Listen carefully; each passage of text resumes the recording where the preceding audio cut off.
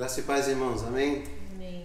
Que a gente possa realmente nessa noite estar glorificando o Senhor e ver o Senhor nessa situação toda. Realmente você possa confiar naquele que pode todas as coisas. Amém? Vamos adorar o Senhor nessa noite. Queremos, Senhor Deus, ver o Teu mover, Senhor Deus, nas nossas vidas, Pai. Ver o mover, Senhor Deus, do Teu Espírito Santo na vida, Senhor Deus, de cada um, Pai querido, da nossa igreja, na vida, Senhor Deus, de todos os Teus servos, Senhor Deus, na face da terra. Amém.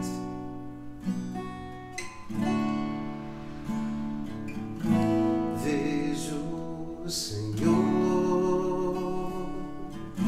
vejo o Senhor exaltado na adoração do povo dessa terra. Vejo o Senhor, vejo o Senhor, meus olhos viram o Rei, o Cordeiro sobre o trono, reinando para sempre. Queremos te ver, Senhor.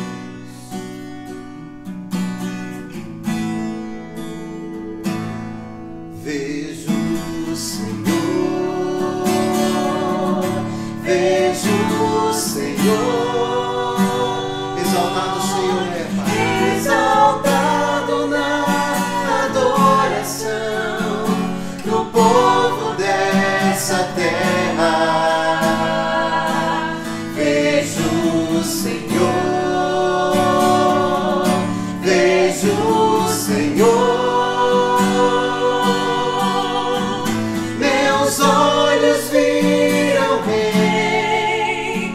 Cordeiro sobre o trono, reinando para sempre.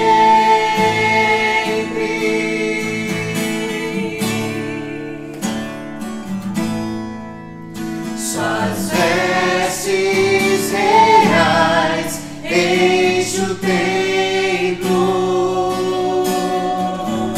adoradores celestiais cercam seu trono, unidos a eles clamamos: Santo, Santo é o Cordeiro, é o Cordeiro. Vejo o Senhor, vejo o Senhor, exaltado o Senhor era, Pai, exaltado na adoração do povo dessa terra. Vejo o Senhor, vejo o Senhor, meus olhos viram o Rei, o Cordeiro sobre o trono, reinando para sempre e sempre, reinando para sempre e sempre, reinando para sempre e sempre, reinando para sempre.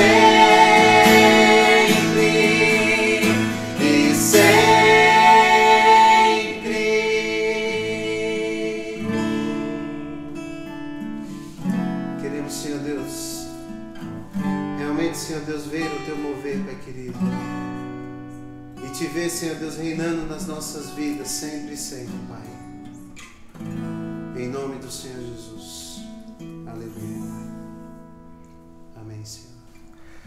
Olá, queridos, boa noite, a paz do Senhor para todos os irmãos. Estamos no nosso culto de intercessão, de oração. Estamos pensando e orando pelos dons. Falamos dos dons espirituais semana passada e hoje vamos falar dos dons ministeriais. Lembrando para você dar um toque aí no sininho, se inscrever no canal, divulgar esse trabalho nosso, usar essa ferramenta como instrumento de evangelização. Seria isso. Vamos orar e falar sobre dons ministeriais e depois você estará recebendo no WhatsApp particular da igreja todas as famílias para interceder, para orar e incluir isso, que Deus derrame dons espirituais na nossa igreja, dons ministeriais, dons vocacionais, para que a gente cresça, cumpra propósito, abrace a missão que Deus quer colocar nas nossas mãos, ok? Vamos pedir a graça de Deus. Pai, em nome de Jesus, abençoe esse momento, este culto, esta reflexão, esta palavra. E desde já eu peço para que o Senhor, através do Teu Espírito, venha capacitar os Teus filhos, jovens, crianças, anciãos, com dons espirituais. Que a nossa igreja seja contemplada. Eu creio que o Senhor tem poder de derramar esta unção sobre a nossa igreja, avivar a nossa igreja, para que cumpramos o nosso propósito na face da terra. Para tanto, precisaremos também dos dons ministeriais que vamos ministrar nesta noite. Derrame dons ministeriais. Trabalhe chamando pessoas para o ministério eclesiástico, tanto dentro quanto fora da igreja. Estenda vocações, use cada pessoa na nossa igreja, que cada um tenha um dom, exerça um ministério, cumpra o seu sacerdócio universal, em nome de Jesus. Faz esta obra, complete esta obra e avive esta obra, que é o teu corpo, que é, ó Pai, a tua lavoura, que é o teu edifício, a tua igreja, a qual o Senhor comprou com o preço do teu sangue, do teu sacrifício. É o que oramos em nome de Jesus, agradecidos. Amém, amém. Dons ministeriais. Esse texto está em Efésios, capítulo 4. O verso 7 vai falar que esses dons para o ministério, para o serviço da igreja, disponibilizados para a edificação do corpo, são dados por Cristo Jesus. Mas a graça foi dada a cada um de nós segundo a medida do dom de Cristo. Se nesta matéria de dons, vimos na semana passada os dons espirituais sendo ministrados pelo Espírito Santo de Deus, 1 Coríntios capítulo 12. Aqui em Efésios, os dons são ministrados por Jesus. O texto que veremos semana que vem sobre vocações, destrezas, perfis, o texto que trabalharemos em Romanos, os dons são dados por Deus. Isso me faz ver que a Trindade trabalha em unidade. E a igreja, em uma das explicações, é o reflexo da Trindade. Se a Trindade é o nosso modelo relacional perfeito, a igreja, no reflexo, no efeito espelho, nos nossos relacionamentos, nós também levantamos a unidade entre nós e o tecer relacional em amor, vinculação de paz, para que a igreja cumpra propósito na face da terra. Então, os dons que Jesus derrama aqui são habilidades dadas para que a gente possa servir a Deus, para que a gente possa exercer o serviço que Deus tem dado a cada um. que a gente aplique a missão a qual nós fomos chamados e vocacionados. Então Jesus derrama talentos para os seus vocacionados, é vocação ministerial para que a pessoa tenha essa destreza em fazer a obra de Deus. O que para muitos é difícil no exercício, para aquele que tem um dom ministerial, o vocacionado, que foi chamado, passa a ser mais fácil.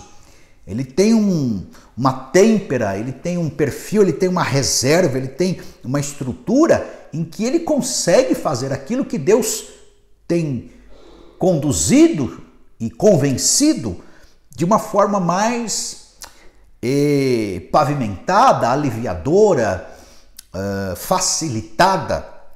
Quem tem dom, então, a gente costuma dizer, faz o que faz com o pé nas costas.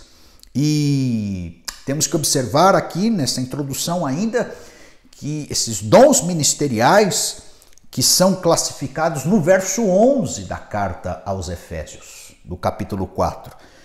Apóstolo, profetas, evangelistas, pastores e mestres, ou pastores mestres, é para a administração eclesiástica. Então, tanto dons espirituais quanto estes aqui e os vocacionais que veremos, não são brinquedos particulares de cada um para o próprio deleite.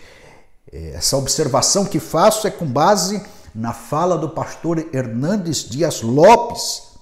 Eles devem ser usados para edificação, conforme falei, para a obra do Senhor, para a igreja de Jesus, e não como brinquedos, como ferramentas, como forma de uma construção de um império pessoal, para o exibicionismo carnal, para deleites e aproveitamentos tão somente pessoais. Não, a gente faz o que faz, capacitado por Deus para um propósito espiritual e eterno.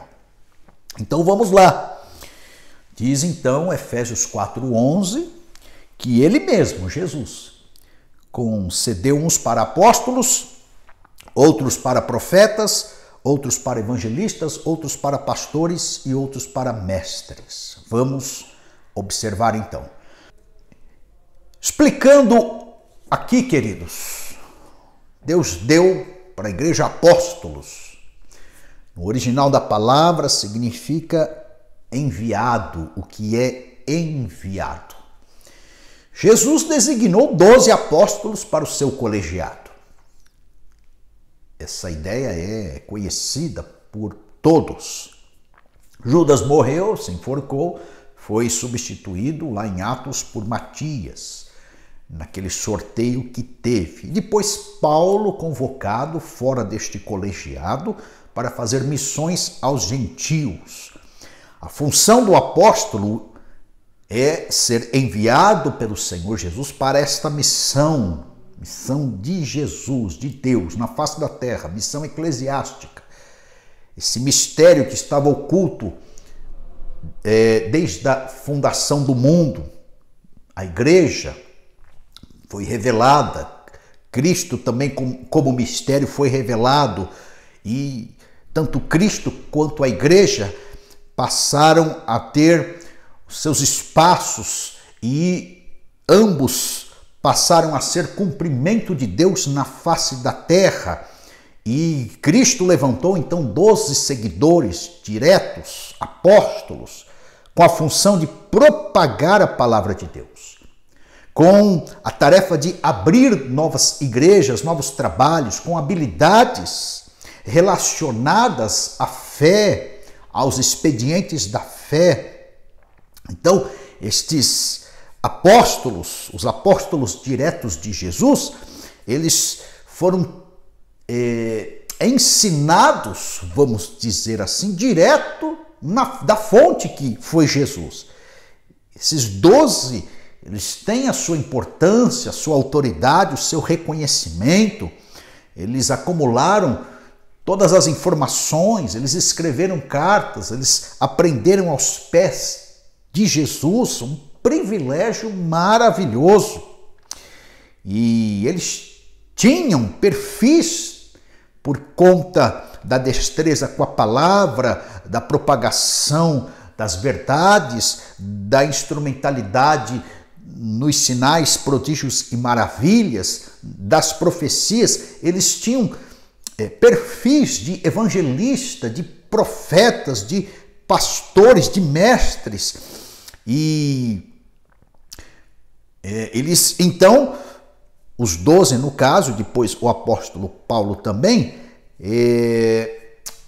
prosseguiram na obra de Deus. Quando eles morreram, entraram pais apostólicos, outros discípulos, eram discípulos dos discípulos, e a Igreja do Senhor sempre teve essa expansividade, sempre ocorreram oportunidades, os métodos foram aplicados, a sequência da palavra, das profecias, os sinais, os prodígios, as maravilhas, os ensinos, os preparos para que a igreja não perdesse a sua continuidade nesse tempo todo.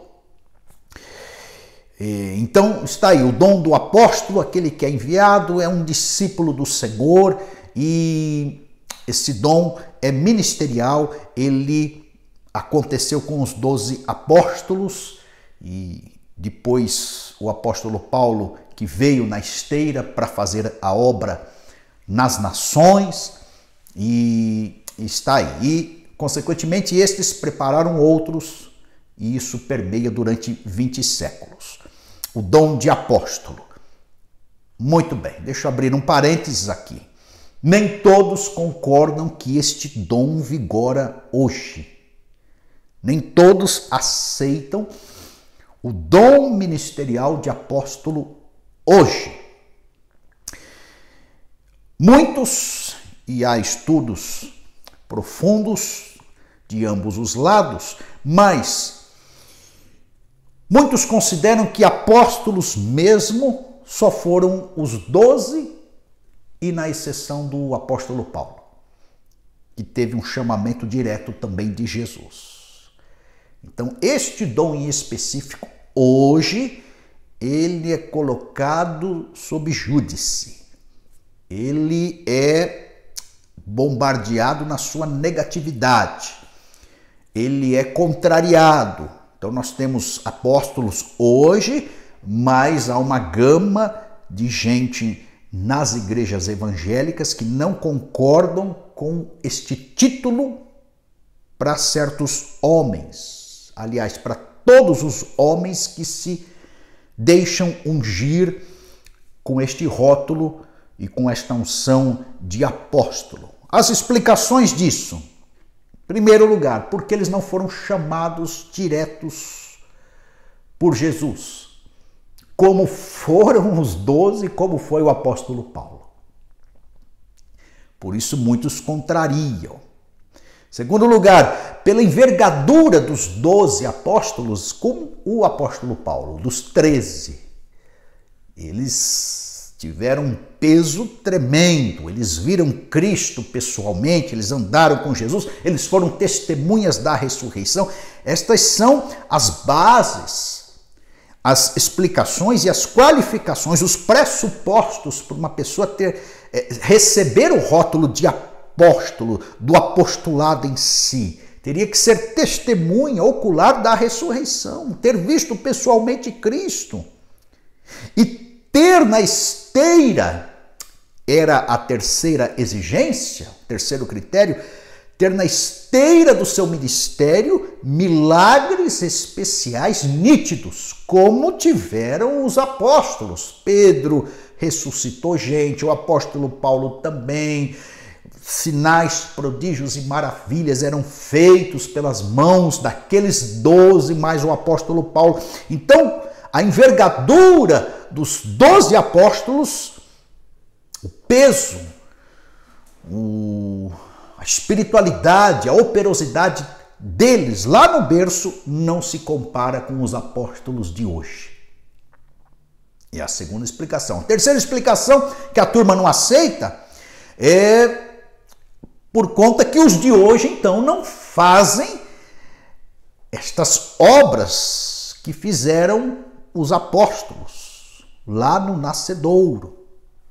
Uma quarta explicação é porque eles dão mau testemunho. Os apóstolos de hoje acabam dando mau testemunho. E é um escândalo aqui, outro escândalo ali, e aqueles da época de Jesus, os que nós conhecemos, discípulos diretos de Jesus, eles tinham um testemunho impecável, irrepreensível. E por conta também que os de hoje se tornam um pouco prepotentes com relação às suas igrejas. Então, a turma que estuda e vê o original e tal, acha que esse dom ministerial, ele deve ser atribuído somente ao berço da igreja primitiva, com aqueles que nós conhecemos e que andaram com Jesus. Muito bem, deixo aqui então essa palavra e essa explicação. O segundo dom de profeta é a proclamação, é aquele que é chamado para proclamar a vontade de Deus com base nas Escrituras, com base na revelação bíblica. Então, a ordem é para o ministério profético ou de profeta. É 2 Timóteo capítulo 4, verso 2. Prega a palavra a todo tempo e fora de tempo. Repreendas, exortes com toda longanimidade e doutrina. Então, o ministério profético não tem peso escriturístico, ele não vai fazer uma nova Bíblia, ele não vai acrescentar através das suas profecias nenhum livro novo, encaixando na palavra de Deus. Então, a sua profecia é inferior ao texto bíblico, mas ele tem que pregar com base na palavra de Deus. Isso difere um pouco, esse dom ministerial da profecia ou do profeta difere do dom de profecia. Nem todo que profetiza no dom de profecia dado pelo Espírito tem o ministério profético. Também é um pouco estranho em alguns ambientes esse ministério profético, mas vale lembrar que é aquele que anuncia, que prega, que proclama, é aquele que lança fundamentos bíblicos, que revela o futuro, papel do profeta, fala verdades, foca na vida da pessoa, na vida de uma comunidade. Estes homens, profetas com ministério profético, que prega com base na palavra de Deus, e tem que ser assim, muito usados eles são em avivamentos. Ele tem um viés muito forte na denúncia contra o pecado. Então ele vai trabalhar sempre denunciando o pecado e apontando a santidade de Deus. O profeta faz isso.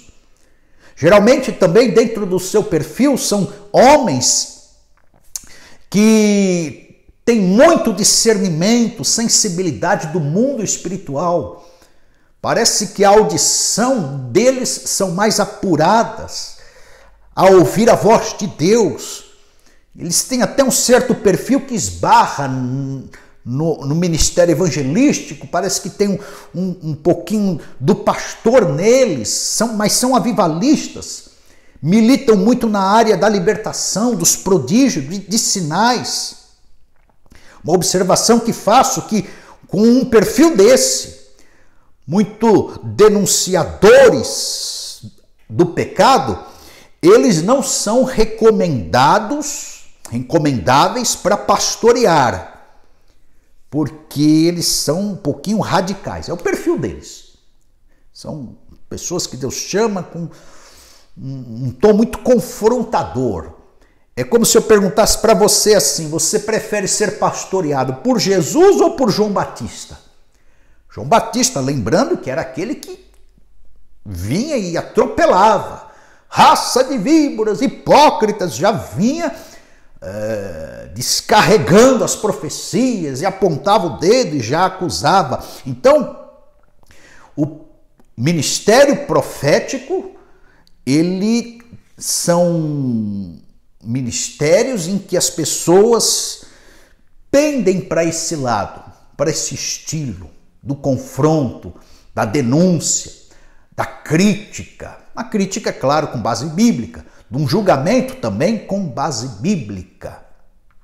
E colocam a cabeça a prêmio, dependendo do confronto que fazem. Lembram de Jesus falando em Mateus 23, 37? Jerusalém, Jerusalém, que mata os profetas e apedreja os que te são enviados.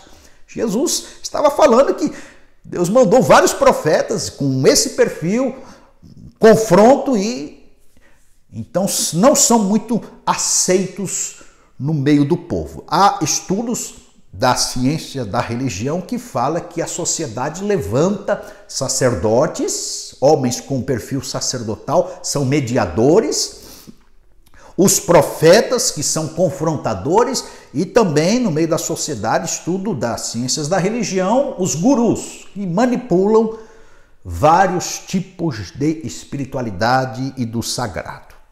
Tá aí, o profeta é mais confrontador. Terceiro ministério colocado aqui por Jesus é o de evangelista. Ministério de evangelismo, evangelista. Então é aquele que possui a graça de Deus para proclamar a salvação, para proclamar o evangelho. É impressionante pessoas com este dom. Eu me deparo com gente assim, inclusive na nossa igreja.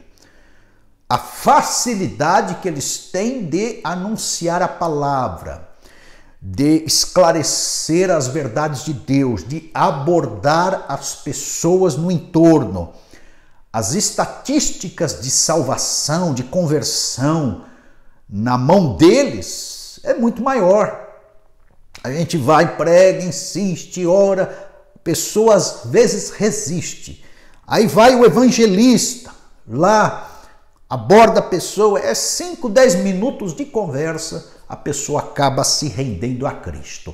Então é o dom. Lembram de Felipe em Atos 8? Felipe diácono, mas parece que tinha um ministério de evangelista, porque ele entra na cidade, ele prega o evangelho, as pessoas vão se convertendo, depois Pedro e João é deslocado para lá e impõe as mãos, as pessoas recebem o Espírito Santo de Deus. Impressionante.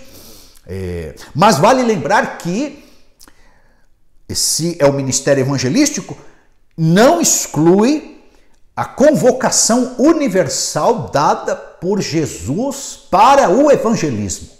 Eu estou falando de Marcos 16:15. É responsabilidade de todo cristão pregar o evangelho. Ide por todo mundo e pregai o evangelho a toda criatura. Todos nós somos responsabilizados a pregar. Porém, tem o que é ministro, que tem um ministério que evangeliza com uma espécie de dom, uma graça, uma capacitação a mais. É isso que Jesus está qualificando alguns na igreja. E volto a dizer, então, quando eles abrem a Bíblia, fica esclarecido tudo aquilo que estava obscuro. E então é isso, queridos. Eles trabalham tanto o evangelismo pessoal, com mais sucesso, por conta desse desempenho, e também o evangelismo em massa.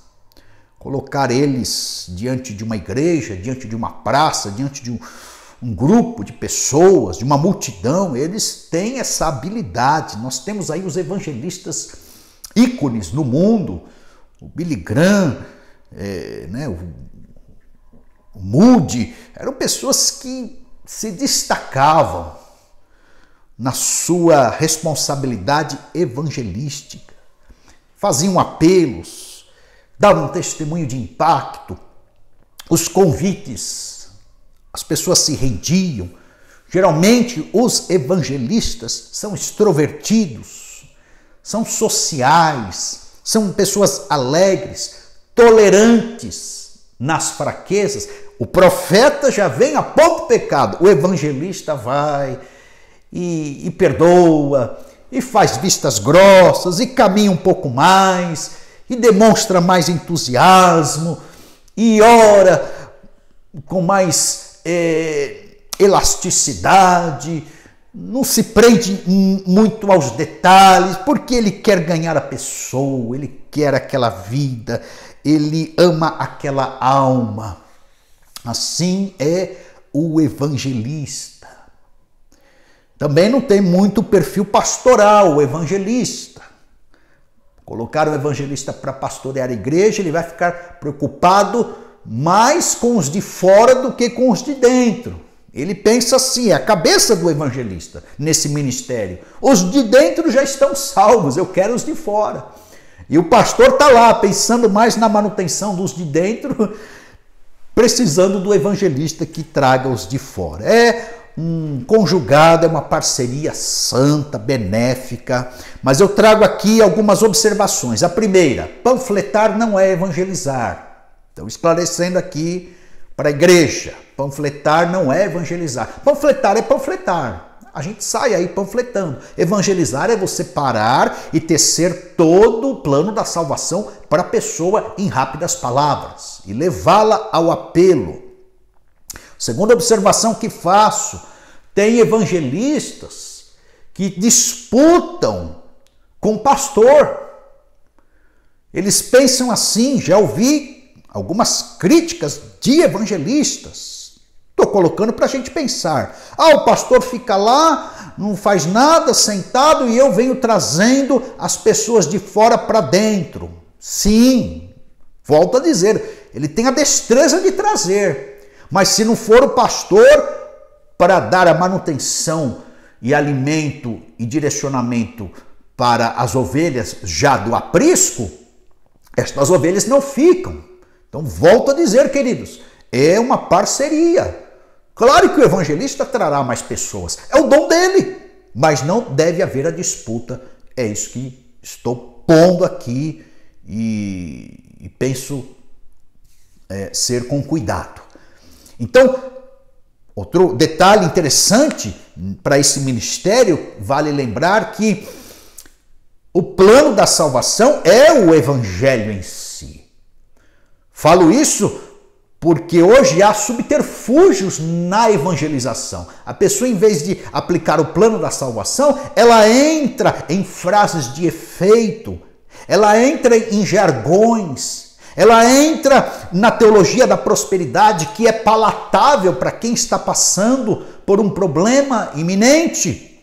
Ela entra com a distorção da autoajuda, em parceria com o evangelho. Isso não deve ser feito. Então, meu alerta para os evangelistas: aborde a salvação e deixe os resultados por conta de Deus. A responsabilidade do evangelista é pregar o evangelho. Se vai se salvar ou não, é um problema dela com Deus. Então eu digo para alguns evangelistas chatos, que ficam insistindo, claro, tem que insistir, tem que orar, etc e tal, mas pregou o plano, não aceitou Jesus, entregue na mão de Deus, descanse, meu irmão evangelista. Porque senão você vai bancar o chato na situação. E há reclamações em ambientes de trabalho, certos evangelistas querendo ganhar o departamento inteiro, a fábrica inteira, em pleno horário de trabalho, ele está lá evangelizando. Era para trabalhar, ele está pregando o evangelho e aí perde o emprego e vai pôr a culpa nas costas do diabo. Estou falando aqui de um exemplo corriqueiro, para que o evangelista coloque um filtro e saiba se comportar em vários ambientes, não se tornando o famoso crente chato que a gente acaba ouvindo por aí. Então, as observações são essas. Anuncie o evangelho para que as pessoas se tornem discípulos de Jesus Cristo, e isso tem preço. Salvação é de graça, mas o discipulado tem um preço.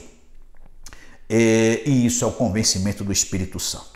Muito bem, esse é o terceiro ministério, ministério evangelístico. E aí, o outro ministério é para pastores. É a pessoa chamada para cuidar de gente.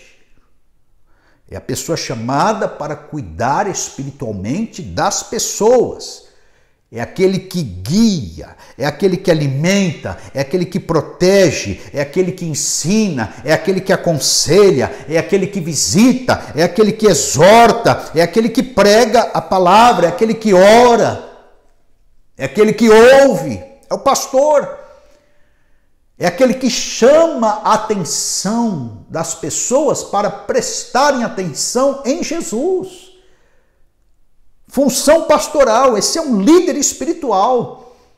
Veja bem, ele não vai entrar em meandros, ele não vai decidir pela pessoa, ele não vai dar pérola aos porcos. Tem gente que barra a ação pastoral, ele não vai além das escrituras sagradas, ele tem que ter essa percepção também com relação à sua liderança, ele tem que caminhar de acordo com a palavra de Deus nas suas funções, mas está lá o pastor para supervisionar o trabalho, para equipar ao povo, para treinar a têmpera dos irmãos, com relação à liderança, com relação à submissão, para visitar enfermos, conforme eu falei na visita, socorrer necessitados, fortalecer desanimados, consultar pessoas que precisam de um direcionamento também, dividir fardos, consolar os enlutados, ensinar, aconselhar, exortar a palavra de Deus, atrair perdidos, discernir com relação a hereges, charlatões, falsos profetas no meio do povo de Deus. Tem gente infiltrada aí querendo bagunçar certos rebanhos. A igreja pode crescer, se crescer demais. Pessoas ali investigativas, carnais, malignas, satanistas no meio do povo para tentar gerar confusão, usadas pelo inimigo. Então o pastor tem que discernir tudo isso e afugentar. É claro que a gente precisa da graça de Deus. São várias as tarefas do pastor dentro de uma igreja. Eu mesmo não percebo todas as coisas e às vezes sou alertado por um, por outro, para observar certos detalhes ou pessoas. Então o pastor tem um quê de mestre também, conforme eu falei, pelo fato dele ensinar, tem um viés profético, ele tem também um quê evangelístico, mas ele está mais para o cuidado das pessoas do que para o evangelista em si, do que para um professor de sala de aula tão somente, do que para um viés profético de avivamento. Está aí, então, perfil do pastor. Tem que ser paciente, tem que ser zeloso, tem que ser amoroso, sensível às necessidades, tolerante, tem que ser crente, tem que orar, tem que falar com Deus, tem que entender as fraquezas das pessoas, tem que exercer graça, tem que ser pastoreado também pelos pares, pelos líderes, pelas diretorias, por outros mentores, tem que pastorear a própria família. A família do pastor deve ser pastoreada, carece também de atenção. Então, esse é o ministério pastoral e tem aí as cartas pastorais para nos orientar, tanto os pastores quanto os outros ministérios e ditar regras para todos nós. Muito bem. E, em último lugar, Jesus falou, vou levantar mestres. É um ministério de mestre. Algumas traduções falam pastores mestres. O pastor, conforme falei, tem um quê de mestre, mas pode ser que haja uma vírgula aí no sentido de há o ministério específico de mestre, que é o que eu acredito. Então tem aquele que se dedica ao estudo, se esmera, se aprofunda em textos, vão até o original bíblico, empreende tempo, investe em tempo em leitura. o mestre vai ter uma biblioteca farta. Ele é chamado para ensinar. Você percebe quando a pessoa tem essa dedicação. Romanos 12:7. O que ensina, haja dedicação ao ensino, porque exige isso. Para você falar numa sala de aula 1 hora, de repente você estuda 3, 4, 5 horas. Para subir num púlpito e pregar 1 hora, você estuda um dia inteiro, ou 2 dias, dependendo. Um simpósio, um intensivão, são horas também de investimento no estudo. Então, a função do mestre é assimilar, organizar e comunicar as verdades de Deus. Interessante que na mão do mestre, na boca do mestre, os trechos complicados, eles ganham lucidez. Aquelas doutrinas difíceis de entender, parece que se tornam práticas. As pessoas encarnam as interpretações de alguns textos, algumas profecias. Ele traduz com certa simplicidade. O nível revelacional ganha corpo. Parece que ele aumenta as lentes das escrituras quando fala. As pessoas percebem coisas que antigamente não se atentavam. Ele sistematiza uma doutrina, um trecho bíblico, uma ideia cristã. Está aí o papel deste homem. No original é professor mesmo, didáscalos. É aquele que ensina. É um ministério árduo, conforme eu falei. Trazer à cena uma ministração de 1 hora, ele leu 2, 3, 4, 5 comentários. 1 Timóteo 4,13, Paulo falando a Timóteo, persiste em ler, exortar e ensinar. Então o mestre ele vai ler e solta um comentário, pega outro, uma enciclopédia e uma tradução e outra. Então é um dom sério, porém o povo brasileiro não dá muito valor. Nós gostamos do carismático, daquele que é espuziante, o profeta, o evangelista, o avivalista, por ter um perfil mais extrovertido, mais carismático, contagiante. Ele recebe prestígio. Aí, comparado com o mestre, que às vezes é introvertido, silencioso, tímido, perfis de pessoas, aí não tem tanto valor assim. Uma igreja, já fizemos uma estatística superficial em que o mestre pastoreia uma igreja mais reduzida. Uma igreja onde um carismático está à frente, é o pastor, é uma igreja mais cheia. O povo brasileiro casa com certos perfis e repudia outros perfis. Então o mestre, não serão muitos que o acompanharão, que o ouvirão. Volto a dizer, não tem muito prestígio o mestre no solo brasileiro, porque vivemos a época da imagem. Então o clima hoje é o triunfo do carisma, das emoções, das liturgias de libertação. Igrejas assim enchem.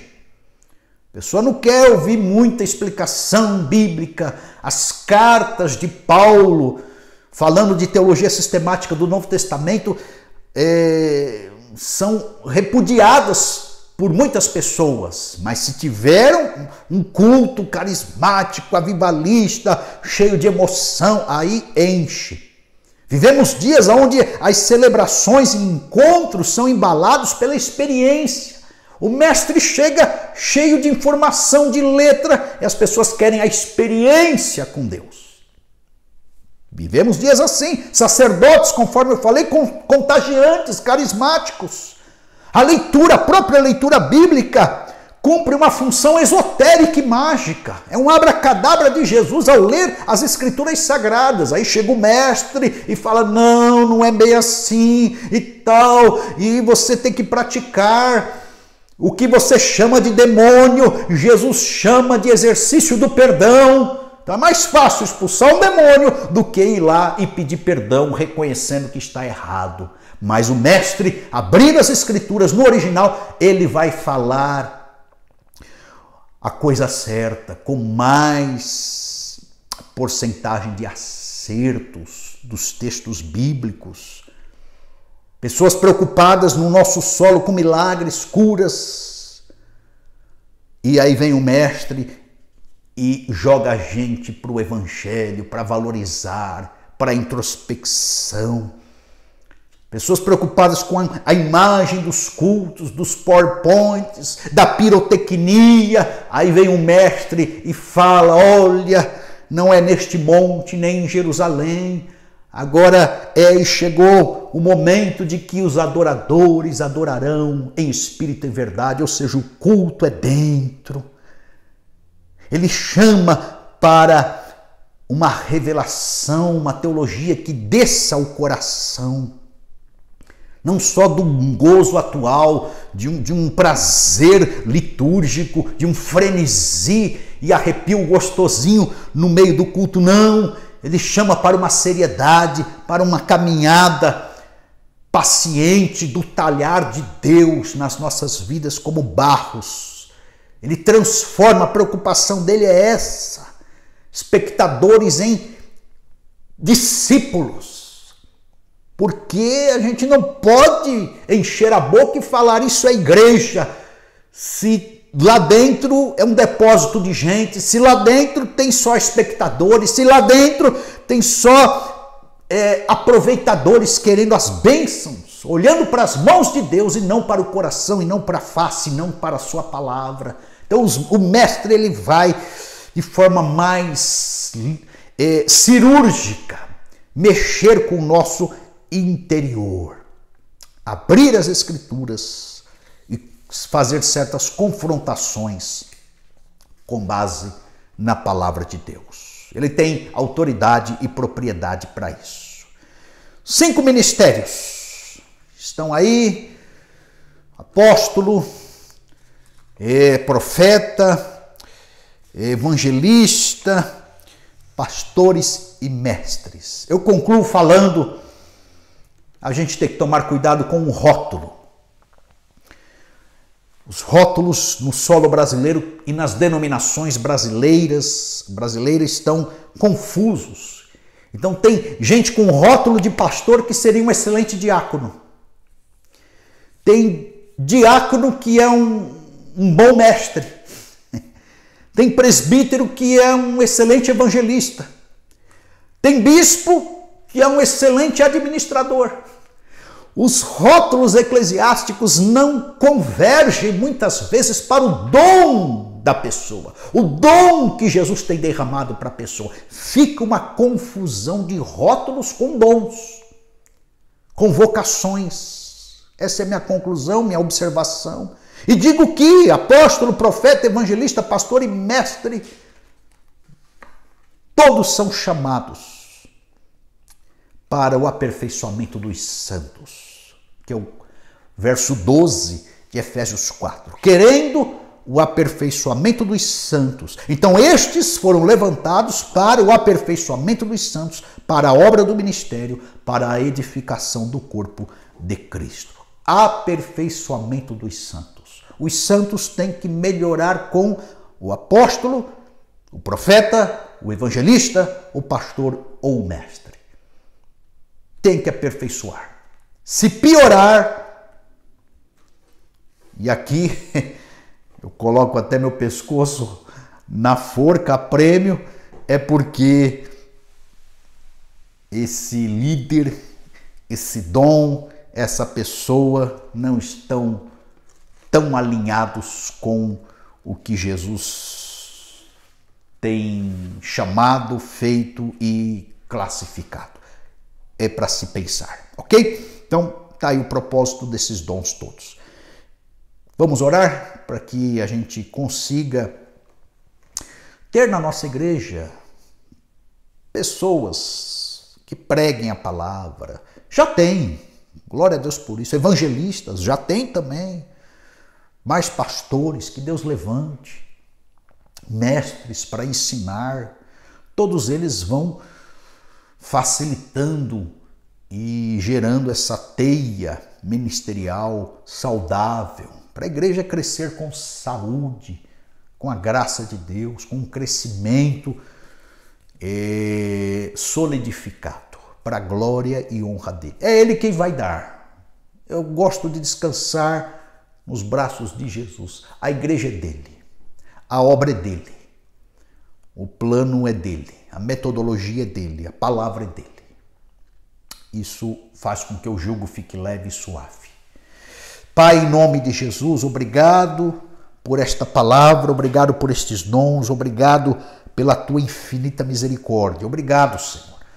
Obrigado. Eu quero pedir para que o Senhor abençoe, levante ministérios, dons, e que não haja carnalidade entre nós, que não haja sombras, exibicionismos, que não haja disputas, competitividades, que possamos exercer o evangelho, a prática da tua palavra, que possamos nos entender nos nossos relacionamentos, que possamos ter a visão da soma, da multiplicação, do conjugado, das múltiplas disciplinas, dos múltiplos exercícios do teu Espírito, das tuas mãos nos manipulando aqui na terra, a fim de que a igreja cresça e que os santos sejam aperfeiçoados.